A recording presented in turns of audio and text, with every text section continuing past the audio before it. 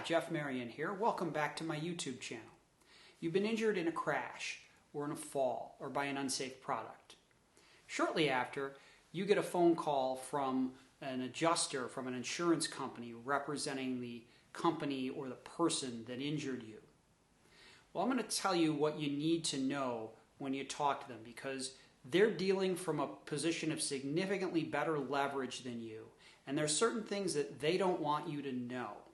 I'm going to tell you what those things are to help you navigate through dealing with this insurance company. This channel is dedicated to keeping you informed about personal injury law and to help you navigate that complex legal system.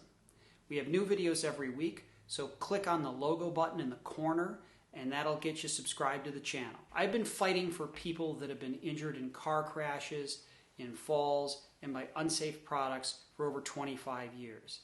I filed the first lawsuit by a town in New York State against the manufacturers and distributors of opioid pain medication. Okay, so let's get into it. What is it that they don't want you to know? The first thing they don't want you to know is that there's such a thing called a reserve. And the reserve is how much money they have to spend on your case and how much money they're willing to pay out. That's a question that you can ask right up front and find out how much the reserve is on the case. Oftentimes they're not going to tell you. They're going to tell you that's privileged or confidential. And in the rare cases that they do, you should be aware that they're probably not telling you the full story, and they're probably not giving you what the amount of that reserve is. So that's something you should always, but I want you to put a pin in that for a second. One thing you should always remember about your insurance carrier, they'll want to deal with you in terms of settling your claim quickly or fairly, but never both.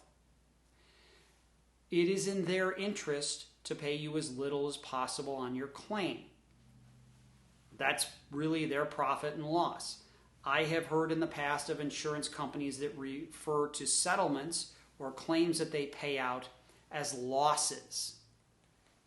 And they may even incentivize their adjusters to keep losses as low as possible. Another thing you should be aware of is that a low or no offer on your case does not mean it's a bad case. If they deny that they did anything wrong, it doesn't mean that you don't have a case. Again, we go back to you should deal with them on a very skeptical basis. Always be polite, always be friendly, but understand that this company is not really looking after you and looking out for your best interests. They're looking to preserve their own profit and loss.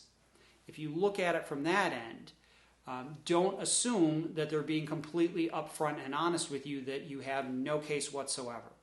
At that point, you should probably consult with an attorney such as myself to look over your case and determine whether how you can go forward on this and what can be done so that you can recover for your injuries. Even when there's a nominal offer, small offer of a few $1,000s, doesn't mean that your case is bad or that it's frivolous or anything along those lines.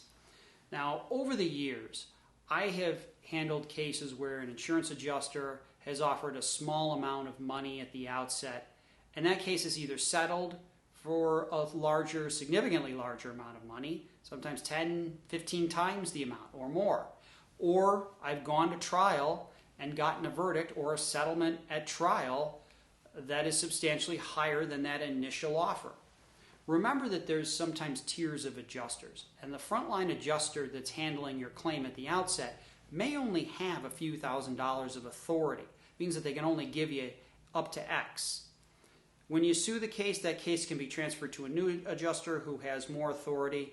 So again, if you seem to be beating your head against a wall and you're only getting offers of a few $1,000s or of no liability at all, then contact an attorney at that point. Another thing that they may not do, and they certainly don't want to do because they want to, again, handle the claim, they want to process it as quickly as possible, is they may not tell you what other coverage is out there. In some cases, a homeowner may have umbrella coverage.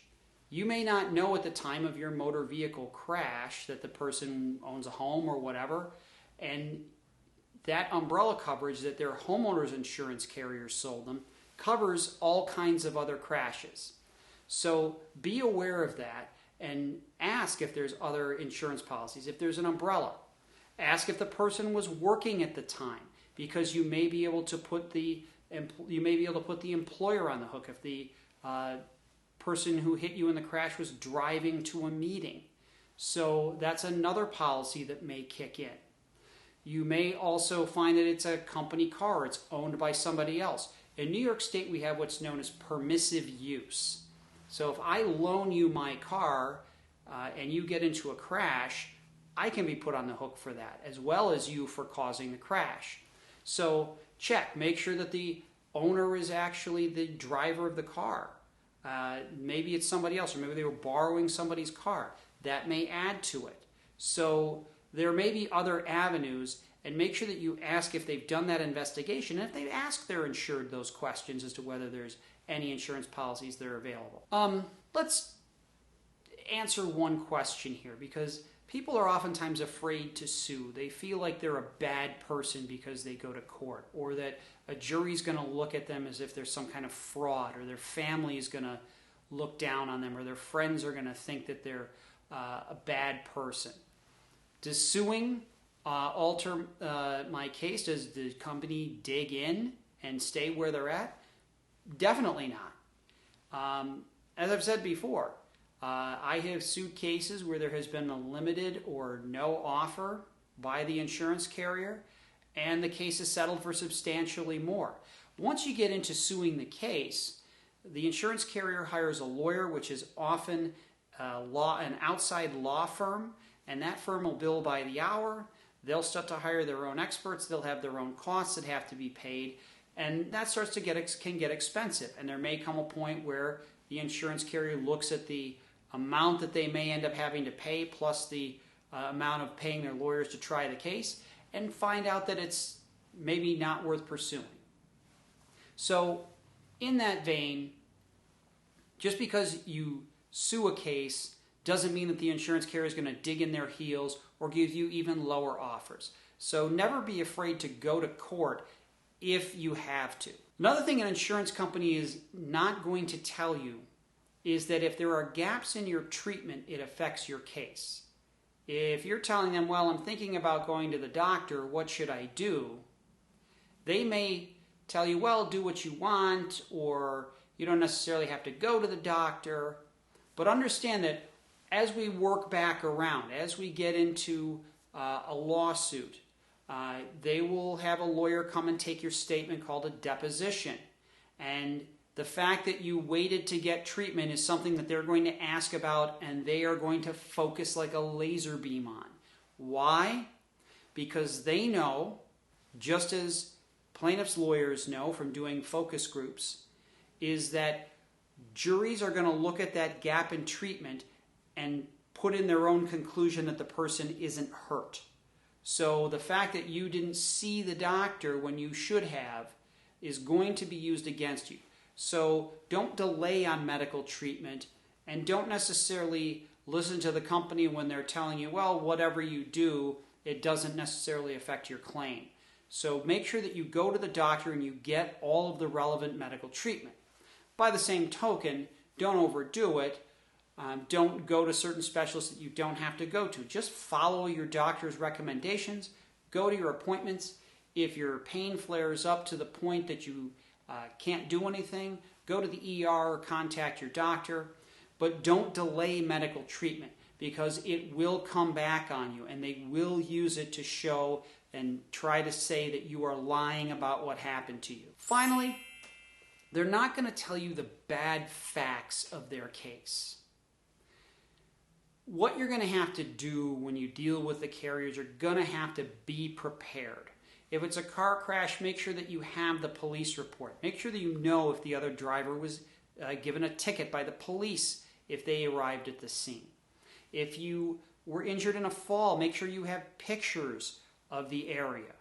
They're not going to tell you that what their insured told them. They're not going to tell you if it's a car crash. They're not going to tell you that the insured said, oh, I was speeding, or that they pulled the data recorder from the car and found that their insured was speeding, or that their insured was on their phone without a hands-free device.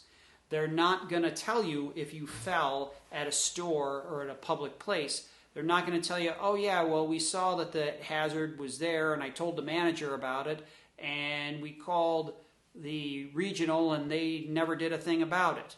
They're never going to tell you those things. So just because they don't tell you them doesn't mean that they're not there and doesn't mean that we can't prove them later on down the line. And that's where you can get a good personal injury attorney to help you and build your case and build that liability on the other side. So if you've been injured in a crash or in a fall or by an unsafe product, email me at the address below. Go to my Facebook page and message me, www.facebook.com/JeffMarionLaw, or go to my website and contact me through there, www.jeffmarionlaw.com. I've also got plenty of resources on personal injury law there, and you can get free PDFs about vaccines and other information. I want to thank you for watching this video. We have new videos that come out every Sunday. Make sure that you subscribe by clicking on the button in the corner, and also like this video and share it with your social media network. And so until next week, we'll see you.